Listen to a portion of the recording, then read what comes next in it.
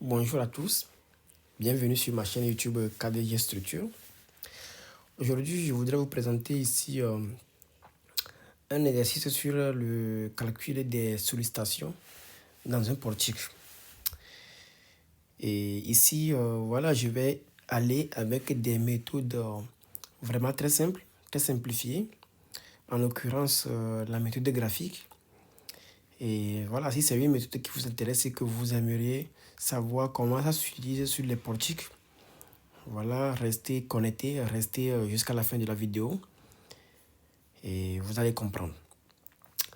En tout cas, si également c'est votre première fois que vous tombez sur ma vidéo et que voilà, ça vous a plu, n'hésitez pas à partager avec vos proches, partager avec vos amis et mettez dans le commentaire si vous avez des remarques, n'hésitez pas. Et éventuellement, si vous avez des sujets sur la raison des matériaux que vous ne comprenez pas, que vous aimeriez que voilà, j'aborde dans l'une de mes vidéos, mettez en commentaire. Et voilà, je reviendrai sur ces commentaires et vous apporter une solution possible. Et du coup, voilà, comme je disais, nous avons un portique. N'hésitez pas, hein, abonnez-vous. C'est très Subscribe. important pour ne pas manquer voilà, les vidéos parce qu'il y a des pépites qui vont sortir, des pépites en réalisant des matériaux. Parce que la réalisation des matériaux, il y a vraiment des méthodes très simplifiées. Des méthodes qui sont très loin de l'approche mathématique, des formules mathématiques que l'on utilisait pour traiter des exercices de diagramme, des exercices plutôt de réalisation des matériaux. Voilà, du coup, il y a vraiment des trucs très simples. Et si vous voulez connaître ces choses-là, ces méthodes très simples, abonnez-vous et partagez. Ça donne envie, ça motive. Et voilà, je reviendrai faire des vidéos pour vous donner vraiment des astuces très simplifiées pour pouvoir traiter des exercices de la récente des matériaux. Maintenant, je reviens sur mon sujet. Ici, j'ai un portique qui est chargé comme ça. Et ici, le but, c'est de trouver le diagramme de l'effort normal, le diagramme de l'effort tranchant et éventuellement le diagramme du mouvement fléchissant. Comme je disais au début que je vais passer par la méthode graphique, du coup, je vais juste tracer le diagramme de l'effort normal, tracer le diagramme de l'effort tranchant et déduire du diagramme de l'effort tranchant le diagramme du mouvement fléchissant par la méthode graphique. Donc, si vous êtes prêts, commençons. Voilà, pour pouvoir commencer, je vais d'abord choisir un repère. Donc ici, je prends ce repère Y, X et le sens de mon moment comme un moment positif dans ce sens. Voilà la première des choses à faire. Et ensuite, il faut d'abord déterminer la nature de mon système. Ici, j'ai deux appuis doubles et éventuellement, en analysant le système, je vois que j'ai aussi une rotule ici en fait, entre la traverse CD et la poutre et le poteau plutôt BD. Du coup, j'ai une rotule. Et après ces analyses, voilà, vous devez conclure que le système est ISO. Et si vous avez du mal déjà à trouver la nature d'un tel système, n'hésitez pas, mettez ça en commentaire que j'ai du mal à trouver la nature de ce système. Et voilà, j'ai du mal à trouver la nature des systèmes en réalisant des matériaux. Et je reviendrai faire une vidéo puisque voilà, j'étais déjà en train de préparer une vidéo pour démontrer, bon, pour calculer la nature des systèmes. Et la nature des systèmes dont je parle, c'est pas trouver, faire et appliquer la formule mathématique pour trouver la nature des systèmes. À partir de votre lecture voilà, du système, vous allez lire à peu près ce que ça donne en termes de nature du système. Vous ne serez plus dépendant des formules mathématiques. Voilà, du coup, j'ai mon système ISO. ISO ici, puisque si j'enlève, par exemple, j'ai pas de rotule ici, ça veut dire que j'ai un portique qui fonctionne parfaitement comme un portique cadre, avec effet portique. Voilà, et deux appuis, ici double. Du coup, mon système est hyper de degré 1. Et si je mets de rotule, ça veut dire que je libère un degré de liberté. Du coup, quand je libère ce degré d'hyperstaticité dans le système, ça veut dire que mon système perd mon degré d'hyperstaticité degré 1 là, qu'il avait. Donc, il va perdre ce degré-là. Donc, il va devenir un système de degré. Voilà, un système ISO, tout simplement. Du coup, le système est ISO. Maintenant que je sais que le système est ISO, je peux maintenant déterminer les réactions d'appui. Ici, XB, YB, XYA, XA. Maintenant, pour faire les réactions aux appuis, je vais utiliser le PFS en fait. Le PFS.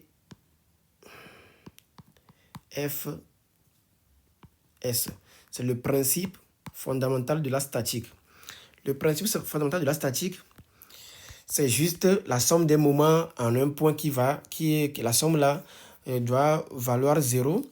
Et la somme des forces par rapport à une projection qui doit aussi donner 0. Et la somme, voilà, la somme des projections par rapport à X ou par rapport à Y. Voilà, avec ces principes, je peux déterminer YA, XA et YB, XB. Du coup, je sais que mon système est ISO et j'ai une rotule ici. Je peux toutefois maintenant isoler la balle là. Isoler que la balle là. Et si j'isole que la balle là, je peux poser somme des moments. Somme des moments par rapport au point D égale à 0. C'est comme j'ai isolé la balle là, comme ça. YB, XB. Et là, j'ai des inconnus hein, au point D. Donc, quand je fais le moment à ce point, voilà, ça veut dire que c'est là que la force là fois la distance L égale à 0, puisqu'il n'y a pas de moment ici. Du coup, mon XB égale à 0. Une fois que je sais que mon XB égale à 0, je reprends tout mon système en plaquant le XB ici qui fait égal à 0. Du coup, et je refais la somme des moments par rapport à ce point pour trouver ça, ou la somme des moments par rapport à ce point pour trouver YB. Je vais plutôt opter pour la somme des moments par rapport au point A. Somme des moments par rapport au point A égale à 0. Si je fais la somme des moments par rapport au point A égale à 0, qu'est-ce que j'ai? J'ai YB plutôt fois la distance là. Et YB pour venir à ce point, ça tourne dans cette direction-là. En fait, vous mettez votre force, vous essayez de vous placer ici, vous dites pour que la force là puisse venir ici, ça fait comment? Ça tourne comme ça, du coup, ça va dans le sens positif. Du coup, j'ai 5 Y. Est-ce que c'est 5? Oui. J'ai YB fois L. Et je fais pour les autres aussi. La somme de cette force qui est uniformément répartie par rapport, le moment plutôt de cette force par rapport à ce point. Du coup, je prends 10 fois L sur 2. Donc, j'ai moins 10 L carré sur 2. La somme de cette force-là par rapport à ce point, ça fait 0. La somme de la force là par rapport à ce point, ça fait aussi moins. Donc, ça fait moins 5 L kN. Moins 5 L, voilà. Et ici, la force là, ici. Donc, je fais 10L au carré sur 2 aussi. Voilà, donc je prends YL moins 10L carré sur 2 moins 10L carré sur 2 moins 5L égale à 0. Dans ce cas, j'ai mon YB qui est égal à 55 kN. Si mon L est égal à 5, hein, mon L est égal à 5, donc j'ai YB qui fait 55 kN. Maintenant, je peux calculer YA. YA, je vais utiliser la somme des forces par rapport au point. Somme des forces par rapport à l'axe Y égale à 0. Donc là, j'ai YA plus YB plus moins dans ce cas moins 10L moins 5 égale à 0. YA égale à moins 55 moins plus 55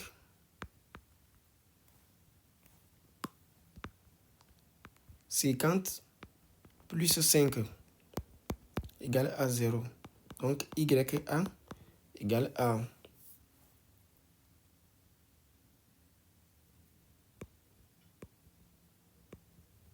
YA égale à 0. Donc là, j'ai YA, YB, XB, donc il me reste XA. Pour XA, je vais faire la somme des forces par rapport à X, l'axe X, qui va donner égal à 0. Du coup, j'ai moins XA plus 10 fois L plus 5 kN égale à 0. Donc, j'ai XA moins XA plus 10 fois 5 plus 5 égale à 0. Du coup, XA égale à 55 kN. Voilà, maintenant, j'ai toutes mes réactions aux appuis. J'ai ça, j'ai ça, j'ai ça, j'ai ça. Du coup, je peux maintenant faire le diagramme de l'effort normal, le diagramme de l'effort tranchant et le diagramme du moment. Maintenant, je passe à l'étape suivante. L'étape suivante ici, c'est de traiter, voilà, chaque barre de mon portique comme une poutre en fait. Voilà, il faut isoler chaque barre. Du coup, ici, j'ai isolé la barre AC, la barre CD et la barre BD. Ce qu'il faut retenir ici, quand j'ai isolé la barre AC, vous allez voir le système de base. C'est un système où tout était lié ici avec des forces à ce nœud. Des forces à ce nœud. Maintenant que j'ai isolé, j'ai écarté, voilà, j'ai pris chaque barre séparément. Ce qu'il faut remarquer et ce qu'il ne faut pas oublier dans vos exercices ou bien quand vous allez traiter des cas des poutres ou bien des portiques plutôt, chaque fois que vous isolez la barre, ne mettez jamais ce qui est ici au nœud à la barre isolée. Voilà, la barre là qui est isolée premièrement sur la partie là. Donc j'ai laissé tout ce qui est à ce nœud, je l'ai laissé sur la partie là. Du coup, effectivement, c'est ce qu'il ne faut pas oublier. Puisque si vous mettez ces efforts sur la barre qui est isolée ici, vos calculs ne vont pas donner, vous n'allez pas avoir les bonnes valeurs. Du coup, une fois que vous avez isolé chaque barre, il faut chercher un moyen pour équilibrer, pour que chaque barre soit en équilibre. Du coup, ici, je mets mes réactions. Y, ici, je sais que ma réaction Y ici fait 0. Du coup, j'ai que la réaction X qui va dans la direction là. Donc, je mets les 55 kN ici. Une fois que je mets les 55 kN ici, je sais que j'ai 10 kN par mètre. Et sur 5 mètres. Du coup, vous allez voir que les 55 kN que j'ai ici vont décroître jusqu'à... Il faut que la barre soit en équilibre. Du coup, je fais 55 moins 50. Du coup, j'ai 55. Voilà, j'ai 55 moins 50. Donc, ça me fait 5 en fait. Ça me reste plus 5. Donc, il faut que je trouve 5 dans la direction de ça là pour que la balle là soit en équilibre. Puisque si j'ai 55 ici, il faut que la somme fasse 0. Du coup, j'ai à ce nœud 5 kN. Donc, si je prends la structure là, de façon verticale, verticalement, la structure est en équilibre puisqu'il n'y a pas de force comme ça. Du coup, la structure est en équilibre. La somme des forces dans la direction là est égale à 0. Si je prends cette direction aussi, la direction là, la somme de ces forces par rapport à cette direction, cette somme aussi donne 0. Du coup, mon système est en équilibre. Ici, je vais laisser tomber carrément le moment, puisque, comme je disais dans l'introduction, je vais déduire du diagramme de l'effort tranchant le diagramme du moment. Du coup, la partie là, je reviens sur cette partie. Sur cette partie, une fois que vous avez fini la partie là, vous passez à l'étape suivante. L'étape suivante ici, c'est la barre là. Et du coup, ce qu'il ne faut pas oublier, tout ce que vous avez trouvé ici, pour pouvoir équilibrer la balle là, vous le remettez ici en fait. Du coup, ici, ce que j'ai trouvé de surplus pour équilibrer la balle là, c'est 5 kN. Et les 5 kN, rappelez-vous bien, il ne faut pas oublier, ça va dans la direction là. Du coup, si vous voulez le remettre ici, il faut le remettre dans la direction contraire. Donc, je le fais, je le mets ici. 5 kN. Et dans cette direction, je n'avais rien ici, du coup, je n'ai rien à mettre. Voilà que j'ai ça. Une fois que vous avez ça, vous faites aussi l'équilibre de la balle là.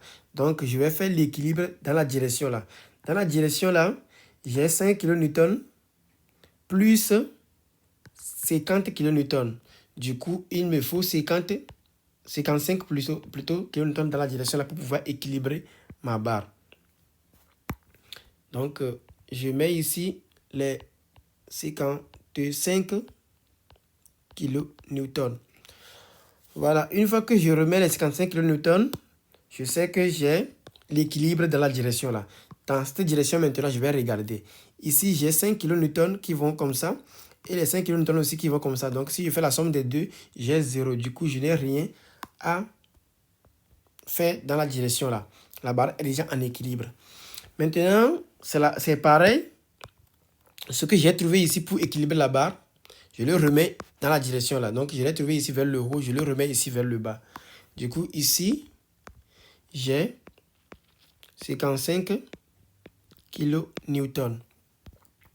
Et pour équilibrer la barre là, vous remettez juste dans la direction là, les 55 kN. Alors que vous n'avez pas besoin parce que quand on avait déjà déterminé la réaction aux appuis, on avait trouvé RB qui va directement en haut et qui faisait également 55 kN.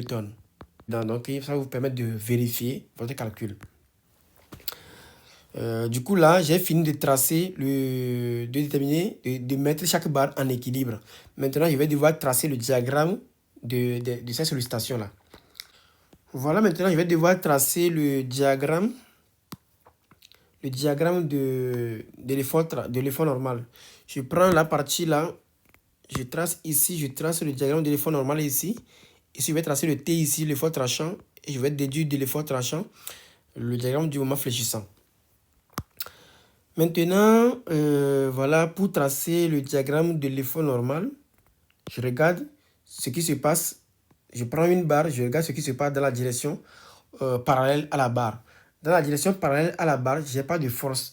Du coup, mon diagramme de l'effort normal est égal à 0 dans la barre là.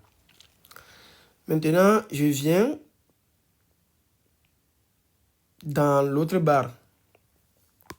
Je viens dans l'autre barre, sur l'autre barre.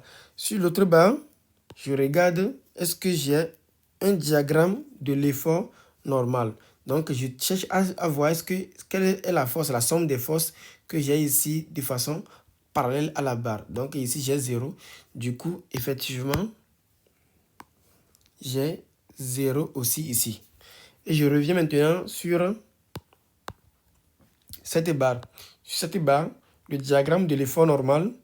Donc ici, j'ai 55 qui comprime la barre. Donc ma barre, c'est une barre qui est comprimée avec un effort normal de 55 kN. Du coup, je vais dessiner cet effort. Je vais dessiner cette sollicitation ici comme un effort de compression.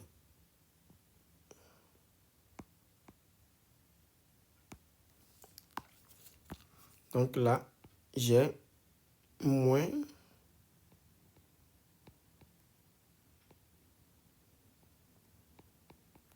55 kN. Maintenant, c'est bon. J'ai fini de tracer le diagramme de l'effort normal. Maintenant, je vais passer au diagramme de l'effort tranchant. Pour le diagramme de l'effort tranchant, voilà, je commence par la barre là, la barre AC. AC, qu'est-ce que j'ai? J'ai 55 kN ici. Je trace les 55 d'abord.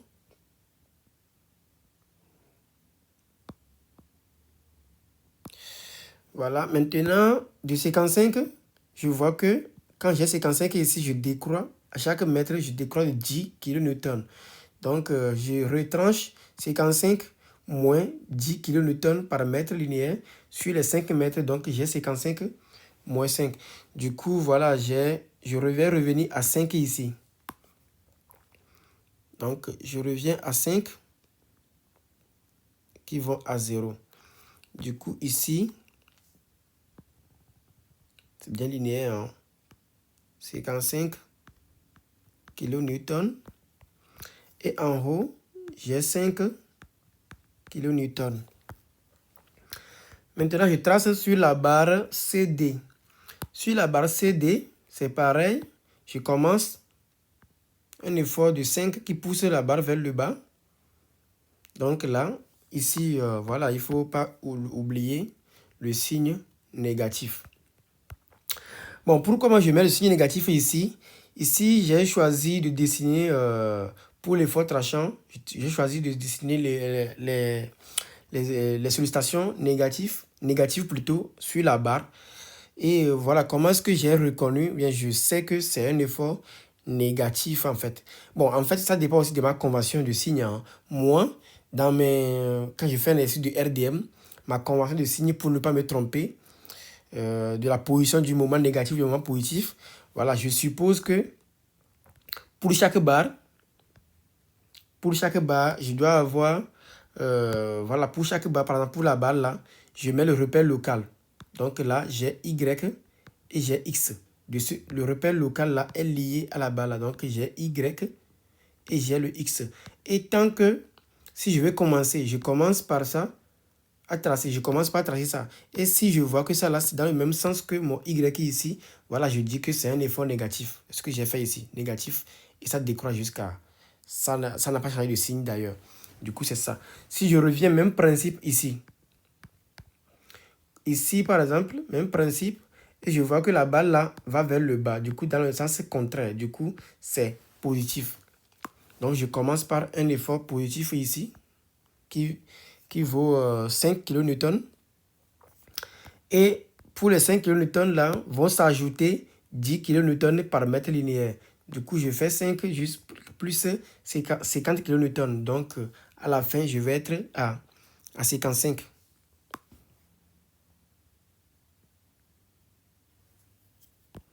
Donc, ici, j'ai 5 kN. Et là, j'ai 55 kN.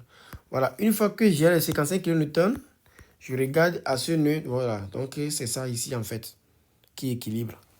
Du coup, là, j'ai un effort positif. Maintenant, je vais voir la balle là. Je vois ce qui se passe dans la balle en termes d'effort tranchant. En termes de l'effort tranchant, la balle ne subit pas de l'effort qui va dans la direction Y de la barre. Si je prends la direction X comme ça, la direction Y, je parle du principe du repère local. Du coup, je n'ai pas d'effort dans cette direction. Du coup, voilà, l'effort tranchant dans la barre vaut 0. Maintenant, je vais tracer le diagramme du moment. Le diagramme du moment, la formule c'est M égale à moins l'intégrale de V de X dx de 0 à L. L'intégrale sur la longueur L de V de X dx, mais moins en fait. Du coup, l'intégrale de V de X dx, c'est l'intégrale de la partie là. J'intègre l'intégrale de la courbe là, en fait. De la courbe là. Et du coup, si j'intègre la partie là, l'intégrale de ça, c'est en fait, c'est à quelque sorte de la surface. Pas en quelque sorte, c'est effectivement la surface en fait. La surface que décrit la courbe V de X. Du coup, c'est la surface là en fait. Donc, le moment qui part de 0 ici. L'intégrale là, ça commence par 0. Et qui va à ce point. Donc, le moment à ce point égale la surface là, moins. En fait, voilà. Donc, cette surface n'est rien que grande base plus petite base fois la hauteur. Du coup, j'ai 55 plus 5 sur 2, ce qui fait 30 fois 5, ce qui fait 150 kN point mètre. Mais comme c'est moins, donc c'est moins, ça fait plus. Du coup, mon moment est négatif.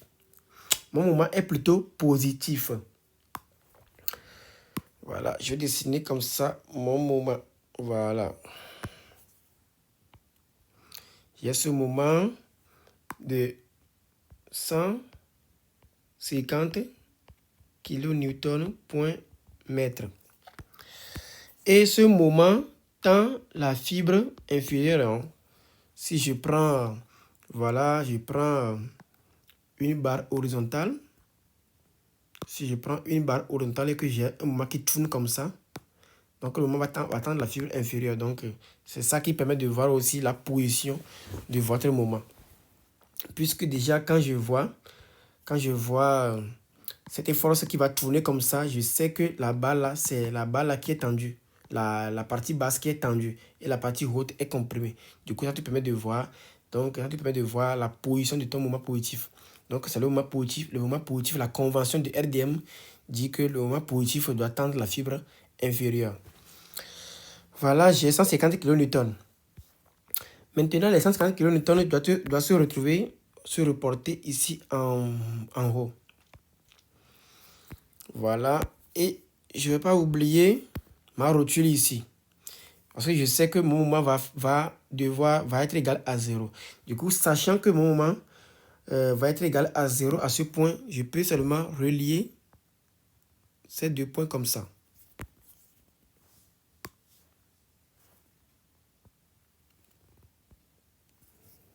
Voilà. Du coup, j'ai un moment positif. Et là, j'ai ma fibre tendue en bas. C'est pareil, hein. C'est pareil. Là, qu'est-ce que j'ai fait? J'ai calculé la surface là. Je pars de 0, je suis venu la surface là ici. Si c'est un rectangle, c'est base fois hauteur sur 2. Donc ici, on a un trapèze. Du coup, c'est grande base plus la petite base. Grande base plus la petite base sur 2 fois la hauteur. Maintenant, une fois que j'ai ce moment, je le remets ici. Et le moment à ce point, c'est juste le moment M0 moins le moment qui est ici, moins la surface là en fait. Et si la surface là était une surface négative, donc j'allais dire moins en fait. Ou bien, voilà, si c'est une surface négative, ça fait moins. Ça veut dire que ça fait la somme. Et comme c'est une surface positive, du coup là, j'ai moins seulement. Du coup, je vais avoir moins la surface là. J'ai 150 kN pour mètre moins la surface là. La surface là fait 5 plus 55 sur 2 fois la longueur 5. Du coup, j'ai 150 kN pour mètre moins 150 kN pour mètre. Du coup, mon moment fait effectivement 0 ici. Maintenant, je passe au moment dans la barre là. Le moment dans la barre là, il n'y a pas d'effort traçant sur la barre. Du coup, le moment dans la barre là est égal à 0. Voilà, j'ai fini de tracer le diagramme de moment. Et n'hésitez pas, si vous avez des commentaires ou si vous avez des choses que vous n'avez pas compris dans cet exercice, j'avoue que j'ai regardé beaucoup de choses que je n'ai pas détaillées. Parce que si je rentre dans les détails, vous allez remarquer que la vidéo va être vraiment très longue. Et j'ai essayé pas sauter les étapes, mais de dire le maximum, bien ce qu'il faut pour que vous puissiez, bien sûr, bien pour que vous puissiez bien comprendre ce que j'ai dit. Mais n'hésitez pas à mettre dans les commentaires s'il y a des choses que vous n'avez pas compris. Et voilà, n'hésitez pas à faire des remarques dessus ou des erreurs ou des choses que vous n'avez pas compris ou voilà, des choses que vous aimeriez que je décortique ou je développe dans une vidéo. N'hésitez pas à mettre dans les commentaires et abonnez surtout et partagez. Ciao.